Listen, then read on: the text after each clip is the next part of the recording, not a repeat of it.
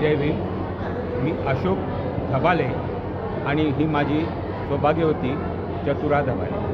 आम्ही पूज्य भंतेजी बयाबोधी यांच्यासोबत थायलंड सहलीसाठी गेलेलो होतो. थायलंडला गेल्यानंतर इथून हैदराबाद रेल्वे आणि हैदराबादवरून प्लेननं बँकॉकला गेलो.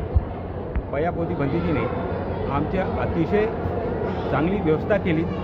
एकदम 5 स्टार हॉटेलमध्ये ठेवल्यासारखं ती लॉज होती आणि त्या ठिकाणी आम्हाला फिरण्यासाठी स्पेशल अशी गाडी बुक केलेली होती आणि त्या गाडीमधून आम्ही प्रत्येक ठिकाणी जात होतो. अनेक म्हणजे अतिशय प्रचंड भगवान बुद्धाच्या मूर्ती आणि वेगवेगळ्या प्रकारचे झोपलेले आहेत, बसलेली आहेत आणि हे सगळ्या पाहून आम्हाला सर्व लोकांना इतका आनंद झाला की खरोखर आमचे पैसे जे दिले होते ते आमचे पैसे फिटले आणि आम्हाला खरा आनंद आणि खरा बुद्ध आणि खरा बुद्धांचा अनुयायी कसा आहे तिथं हे आम्हाला पाहायला मिळालं आणि या गोष्टीमधून आम्हाला बरीचशी प्रेरणा मिळाली आणि आम्ही खरोखर आता याच्यापुढे तथागताचे जे उपासक खरे उपासक म्हणतात ना या प्रकारे वागण्याचा आम्ही प्रयत्न करू. अगदी आदर्श उपासक म्हणून आम्ही वागण्याचा प्रयत्न करणार आहोत. भारतीयांना किंवा आपल्या उपासकांना एकच माझं सांगणं आहे की आपण जे बौद्ध आहोत हे बौद्ध फक्त नावापुरते आहोत, तर बौद्ध धर्म हा आपल्या आचरणातून दिसला पाहिजे.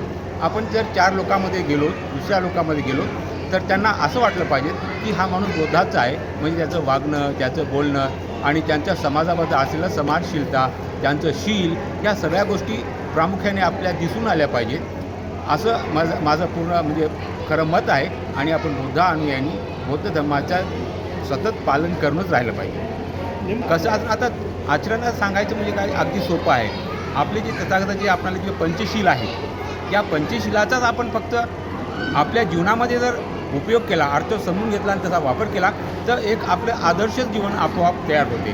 कारण त्या पंचशिलामध्ये सगळ्याच प्रकारचे आपणाला एक म्हणजे शील दिलेले आहेत आणि त्यामधूनच आपल्याला आपलं जीवन कसं जगावं, आपल्या जीवनाचं खरं अर्थ काय आहे आणि आपण बुद्ध धर्मच बाबासाहेबांनी आपल्यासाठी का दिला याचा अर्थ कळतो आणि आपण बुद्ध अनुयायी बौद्ध धर्माप्रमाणे वागलं पाहिजे आणि आपणाला पाहून लोकांनी हे म्हटलं पाहिजे की नाही हे बुद्धाचा माणूस आहे आणि हा माणूस असा वागू शकत नाही, अशी इथपर्यंत आपली बुद्धांची मानसिक प्रक्रिया व्हायला हवी. बुद्ध हवा, युद्ध नको बुद्ध हवा, मानवतेचा ध्यास नवा, अहंकाराच्या दानवाला अशोकासम राजा हवा. अहंकाराच्या दानवाला अशोकासम राजा हवा. रक्तपात हा हवा कशाला, राक्षस बनवी मानवतेला, बुडू पाहती जणू सृष्टीला, कोण वाचविल या वसुंधरेला. जग जिंकण्या जरी निघाला, जमले काय त्या सिकंदराला, कारण ठरले विनाशाला, रिक्त हस्ते परत गेला.